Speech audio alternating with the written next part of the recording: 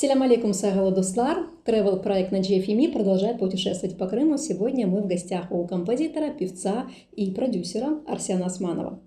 Арсен ага, я знаю уже очень много лет, поэтому я могу себе позволить прийти к вам в гости. Мы решили вот так вот собраться в такой неформальной обстановке, не в студии, а в приятной домашней обстановке поговорить с вами о том, чем вы сейчас занимаетесь, немножко поразмышлять о музыке, о том, куда мы движемся.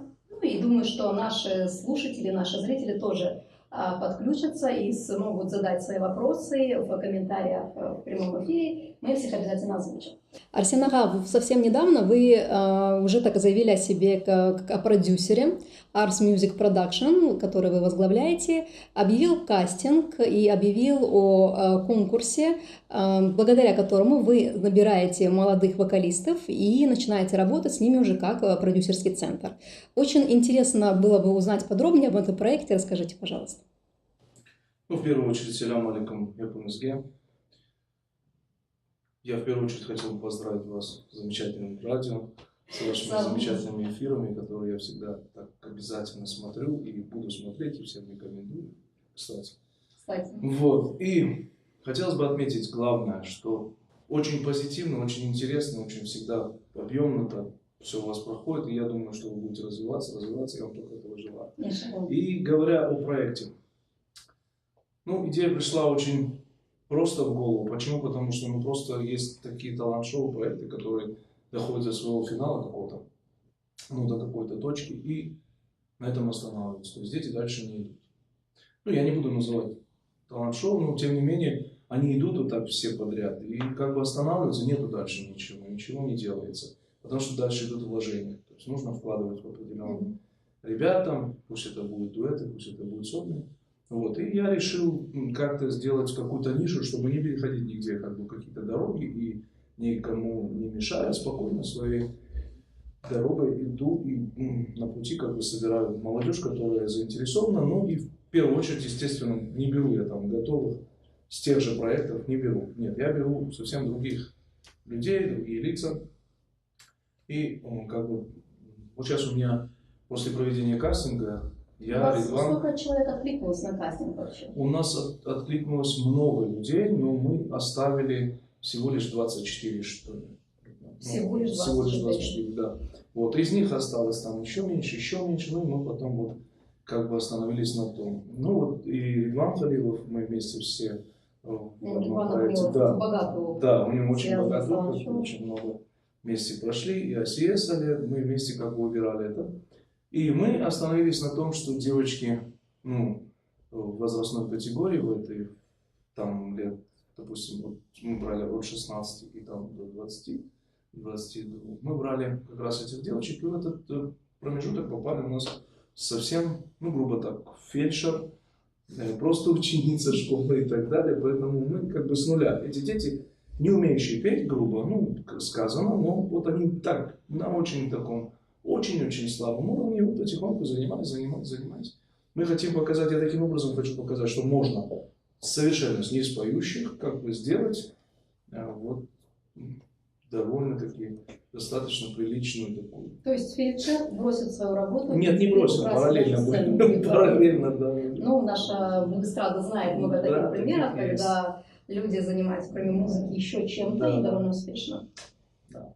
И вот расскажите, на какой стадии сейчас этот проект, что происходит? Значит, есть авторская вещь, авторское произведение, трек работает, с треком уже работали, мы учили. То есть изначально они приехали, узнали, что такое распевка. Этот проект не просто пришли, записали и ушли, чтобы это было более понятно. Это пришел, знает, что такое занятие, знает, что такое распевка, какие распевки. Мы, кроме как распевки там до, ре, ми, фа, соль, ля, си и назад, мы не знаем распевать. Есть определенные азы.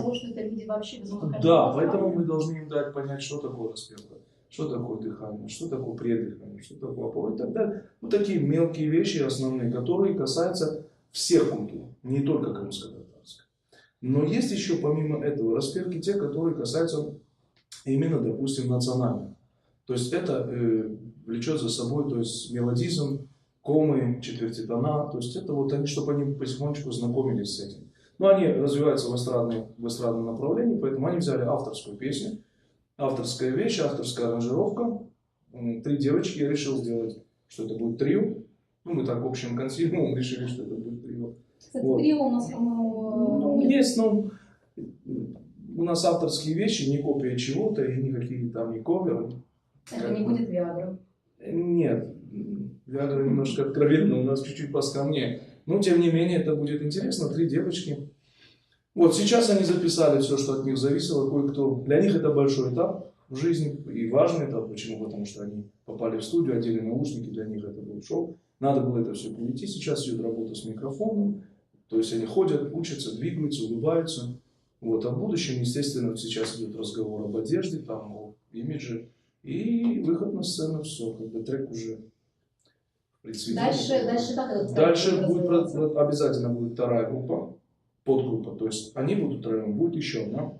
Первый состав. Второй состав, да. Помимо этого у нас будут обязательно сольные номера у них, у самих же. Плюс еще будет параллельный набор. Ну, это как работают любые, ну, по примеру, там, я не знаю, я не буду говорить громко, там, Ну, то есть американские какие-то Меладзе проекты. Да, должен занервничать. Костя наш хороший приятель, хотя он очень ограничен в отношениях, очень такой закрытый, но мы очень хорошо дружим, и с ним, и с Максом владеем очень близкие отношения. Поэтому у меня есть как бы у кого учиться. Здорово! Это проект Джамала Феми. Мы сегодня в гостях у композитора, певца и продюсера Арсена Османова. Задавайте свои вопросы, пишите в комментариях, мы их всех обязательно озвучим. Арсен, вот, то есть можно научить человека петь с нуля? Вот меня бы научили? Конечно, любого. Я считаю, что любого человека можно научить петь. Ну, а вообще, глядя на нашу сцену, так вообще это... Вот знаете, как-то общаясь с Рустемом Ахметовым, нашим певцом, он мне привел в пример чье-то высказывание о том, что сильный голос он есть и у барана, а вот петь, для того, чтобы петь, нужно иметь что-то в голове и что-то в сердце. Вы согласны? Ну, с бараном бы я, конечно, не сравнивал, если честно. Ну, а петь, конечно, можно научить любого человека. Просто более или менее кому что ближе по жанру. Тут вопрос стоит. То есть кому-то что-то больше мелодическое, больше кантиленное, кому-то что-то такое, попрыгать, поскакать. Кому что ближе. На самом деле... должно быть все. Вы согласны, что у крымских татар должно быть все? Я не согласен. Я убеждаю в этом всех, объясняю постоянно, что у нас должен быть и рэп, и рок, и фьюжн, и транс. Я не знаю, все должно быть. То есть нет такого понятия, что значит мы только фольклор. Я же всегда объясняю, что фольклор, не могут ничего сказать на Джихану. Почему? Потому что у нас сейчас много стало критиков. Много стало интересных людей, которые греют диван, ну и рассуждают. Это в Фейсбуке, называется карате в Фейсбуке, я так это называю. Вот, они как бы пишут комменты, там что-то высказывают, хотя их никто не просит. И в принципе их мнение поскольку. Почему? Потому что я смотрю по поступкам людей. Смысл разговора судить. Ну, много можно чего говорить, много можно что комментировать. А вот поступки какие.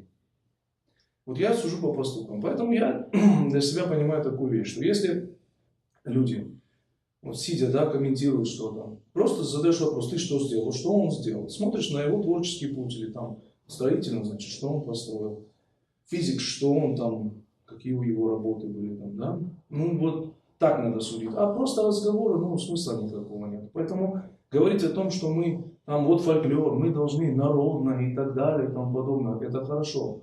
Я вам хочу отметить так, что мне никто ничего не может сказать, потому что с 93-го года у меня точно такая же ситуация была с моим коллективом «Учансу». Мы поехали в Донецк, спали на шнурах, мы ели мивину, мы неделю жили у чужих людей, мы жили в общежитии консерватории, где ребята нас приютили. Мы там жили, чтобы записать альбом свой первый, мы записали его на цифру, на дат-кассету, в то время, когда здесь в Симферополе не было проигрывателя дат. Потом он появился на студии Вест у Николая Васильевича и на соль. И вот мы тогда потом сказали, что мы впредь будем писать. Мы 3-4 года подряд писали альбомы.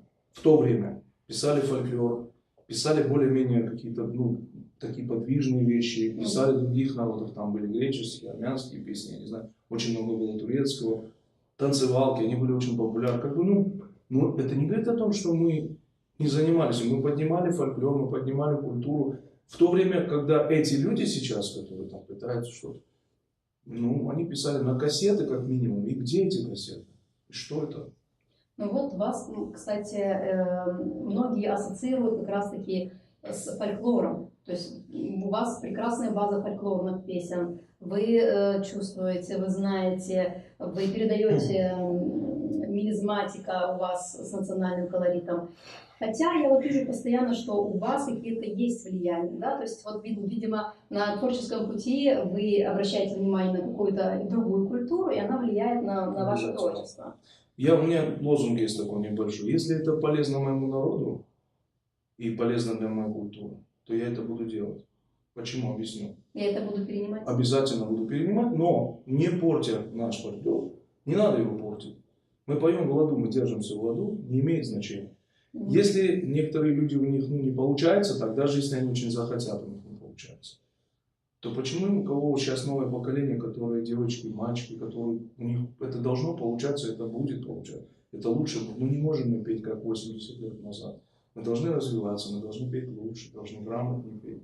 Это все обосновано. Это не просто слово. Это же ничего нового, как бы все нормально. Враждующие народы перенимают друг у друга культуру. Я знаю про Армению и про Турцию. Да? Враждующие народы, там, геноцид и так далее, у них там все. Но вся музыка турецкая в Армении. И это знают хорошо. И в Турции знают хорошо, что перенимается. Что здесь такого? Но дело в том, что понятие ком, вот понятие кома музыкального термина, не было в Армении. Нету. Ни у Саятнова, ни у Комитаса нету. Понятие кома. Это пришло с Турции. Ну так это не говорит о том, что переняли, оттуда взяли. Нет, да, использовали, если это в пользу. То есть если оно звучит хорошо. Какие вопросы? Могут быть какие-то вопросы? Нет, все звучит хорошо, все интересно. Ну и все. Если это с пользой, все отлично. Ну вот еще одна тема, которая лично меня очень волнует, это тема экспансии кавказского шансона на Крым, на крымско-татарскую молодежь. Знаете, вот буквально месяца не проходит, чтобы где-нибудь в социальных сетях я не увидела афишу, какая-нибудь промо-группа приглашает певец Шами, певец Жока, внук Боки. И вот что с этим делать? Более я не только у вас это болит. Я думаю, что это не просто как бы болезнь, это проблема большая сейчас. Я всегда говорю, ну вот где наши, скажем, те же, опять-таки, диванные критики, не диванные, да, вот где они, когда мы зовем артистов с Кавказа? Да, но почему, вот где вот они, где этот бум, где этот подъем, да мы губим свою нацию, вот мы губим свою культуру, там, или еще что-то. Почему вы зовете их сюда? Ну почему зовут? Задает кто-нибудь вопрос? Нет. Значит, это коммерческий выгодно. Да, значит, коммерчески выгодно раз. Ну, а те люди, которые, допустим, умеют комментировать вас и меня, или там еще кого-то, ну, так это хорошо, я этому рад, пусть они комментируют. Я очень нормально отношусь, допустим, там, к каким-то комментам и так далее, там, негативные и так далее. Ну, как-то, знаете, я просто мониторю, кто это и что они. Надо думать о том, кто их привозит сюда. Каждый приехавший сюда артист, он привозит с собой зернышко в кармане. И его здесь бросает. Оно расцветает, потихонечку дает плоды. И вот это все потом, мы приходим на свадьбу с телефоном, даем телефон, говорим, поставь вот этот трек. Чувак, он классный.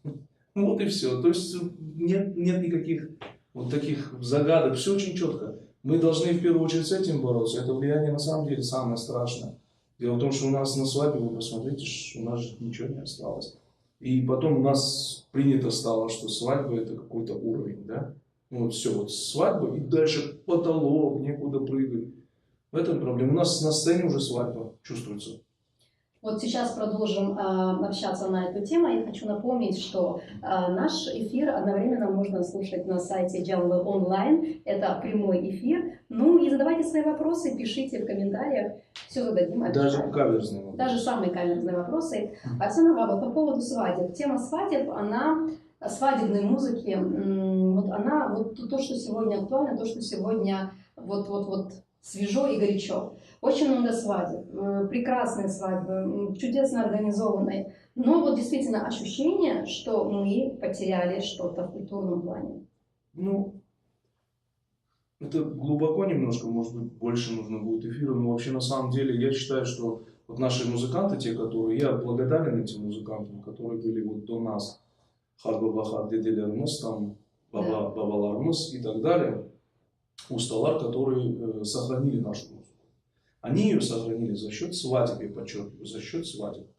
Подчеркиваю, что за счет свадеб сохранили нашу музыку и нашу культуру.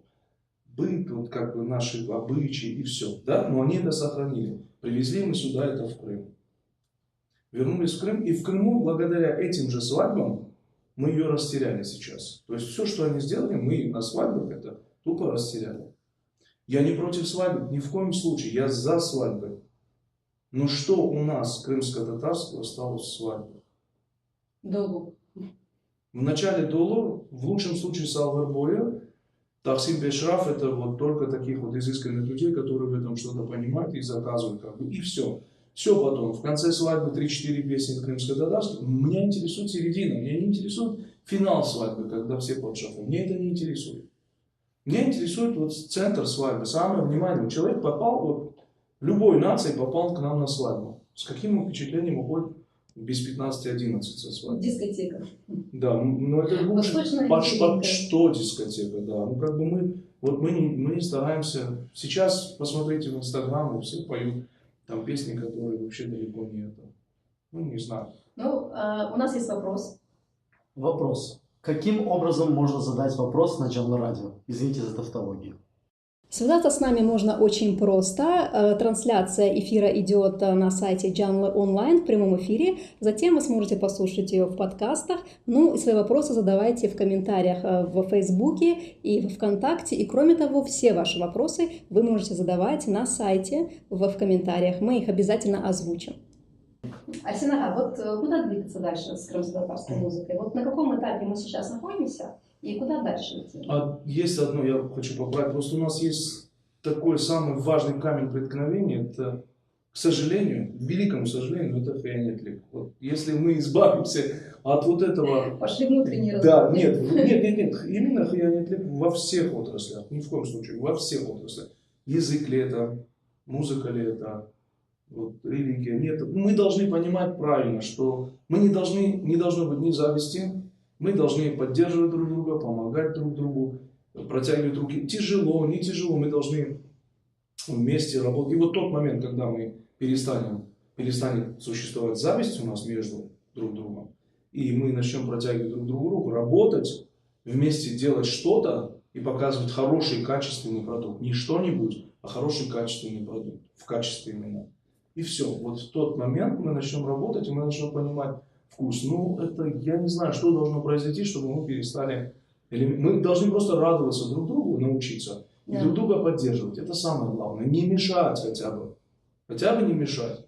И все. Вы слушаете Janla Радио, это travel проект Janla Femina. Мы сейчас в прямом эфире на сайте Janla онлайн. И здесь задавайте свои вопросы в гостях. Мы у Арсена Османова. Знаете, вот у меня осталась такая родинная привычка. Все время хочу сказать, что у нас в гостях. И каждый раз я себя одергиваю, понимаю, что теперь это я прихожу в гости. Ничего, у нас, то есть я у вас в гостях, ничего страшного. Вам всегда доверят.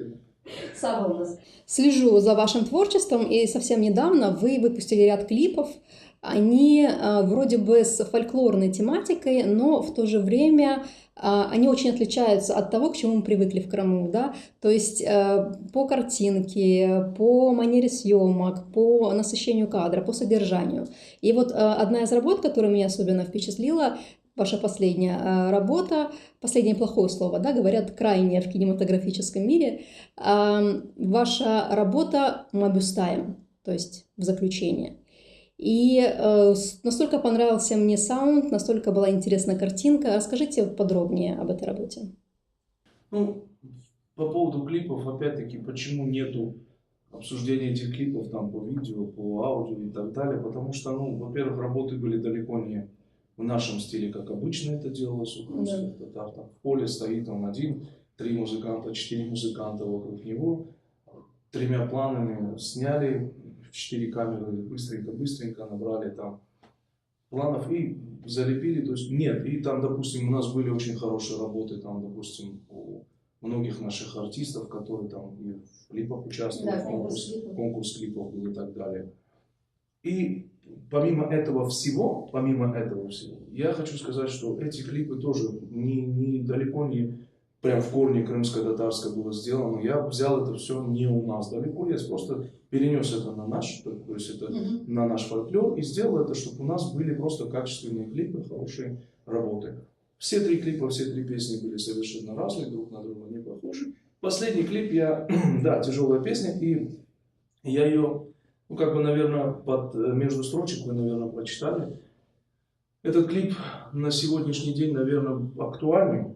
Да. Актуальный в плане того, что даже сегодня мы терпим такие тяжелые времена, когда есть такой мы всегда, крымско-татарский народ, был всегда в таком дрожащем состоянии, всегда были сложности, Дрожащем всегда были в напряженном состоянии, и были всегда тюрьмы, были всегда это в неволе. Махпуста это в неволе. Перевод. Дело в том, что у нас всегда это преследовало, всегда было тяжело, но несмотря на это выражено в песне. Я решил, что неизвестная песня далеко, и решил сделать вот такую работу, чтобы это было более-менее доступно людям. И как-то так выразил свою... Посмотреть эту песню вы сможете в Ютубе, достаточно набрать в строке поиска Арсен Османов. Да, можете... Режиссером был Дегер 2G. Да. И у нас есть еще один вопрос. Тимур Усманов пишет: какие самые тактичные и конструктивные способы борьбы с ассимиляцией в музыке? То есть с кавказизацией, узбекистанизацией и прочее. На тех же свадьбах, например. Вот как бороться? Как бороться?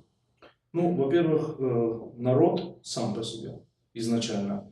Мы народ подпитываем теми песнями. К сожалению, такая ситуация сложилась, что мы не берем самое хорошее, мы берем самое плохое. В этих народах эти песни никто не слушает, поверьте мне, да, у них никто это не слушает. Мы берем самое плохое. Почему? Не знаю. Народ идет с телефонами, показывает, ставит, слушаем, танцуем. И бороться с этим мы должны в первую очередь, я считаю, что в первую очередь должны быть музыканты, должны быть артисты, и должна быть обязательно какие-то люди, которые должны, не какие-то люди, а ряд людей, которые занимаются именно тем, чтобы распространять именно нашу музыку. И мы должны писать как можно больше и заполнять эту нишу. Да. И потихонечку оттеснять, говорить, что нет, это работа диджеев, это работа музыкантов, это работа артистов, это работа радио, это работа телевидения, это работа всех продакшенов, которые существуют. Арсен, вот наша первая встреча, получается, первая в таком формате, но я думаю, что не последняя, поскольку чувствую, что мне уже хочется познакомиться с вашим трио и, может быть, побывать на какой-нибудь репетиции, так что ждите на Джалны Феми в гости. Я всегда рад. И вот в завершении нашей беседы, что еще хотелось бы сказать, о чем хотелось бы поговорить? Поговорить много о чем, конечно же, есть наболевшие темы, которые вот у нас, я же говорю, самая большая проблема это то, что мы все доходим. Я же говорю, что мы рады, что у нас есть такие свадьбы, что уровень свадеб поднимается в плане шоу, но не в плане качества нашей музыки. Да. Хотелось бы нашей музыки больше хорошей, качественной, разных стилей. И видеть это вот как на сцене. То есть должен прийти человек в шоу на свадьбу, он должен показать на ступень выше, то есть это шоу, а не прийти так слиться с музыкантами, которые там работают. То есть ты пришел, как работали музыканты, так и работают. Ты просто слился с ними, отработал и ушел. Не должно быть этого, я считаю. Поэтому мы должны больше работать, заполнять нишу, вытеснять кавказский шансон и так далее. Он, чтобы по минимуму оставался, просто он всегда был, а сейчас он будет еще больше. Видимо, он заполняет то, что у нас пустует. Пустует, да. Но мы же не занимаемся этим. Мы говорим, фольклор это хорошо. Я сам, знаете прекрасно, что я с фольклором тесно связан. Но говорить о том, что только фольклор, нельзя. Это ошибка большая. Фольклор, само собой, он есть, и у нас его в таком достатке, слава Богу, что у нас все это есть. Но у нас должна быть и попса, и рок, и я не знаю, и кантри, все что угодно, понимаете? Кантри я бы послушала. Да, почему бы нет? Все должно быть, я считаю это. А потом уже электро. Оно все просеется обязательно и выявится, что и где лучше. На этом сегодня и поставим точку. Проект Travel, проект на GFME сегодня был в гостях у композитора, певца и продюсера Арсена Османова. Все, о чем мы говорили, вы можете послушать в подкасте на сайте Janlı Online. Оставайтесь с нами, biz Janlımız.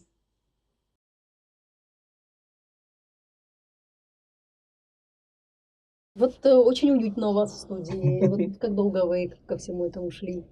Я к этому шел, это была мечта моя, что я когда-нибудь смогу издеваться над произведениями нашими так, как я хочу, как я это вижу. То есть довести это до того состояния, в котором я вижу это все, чтобы это было не стыдно там в любой точке мира включить и послушать, чтобы люди сказали, да, это крымские татары, смотри.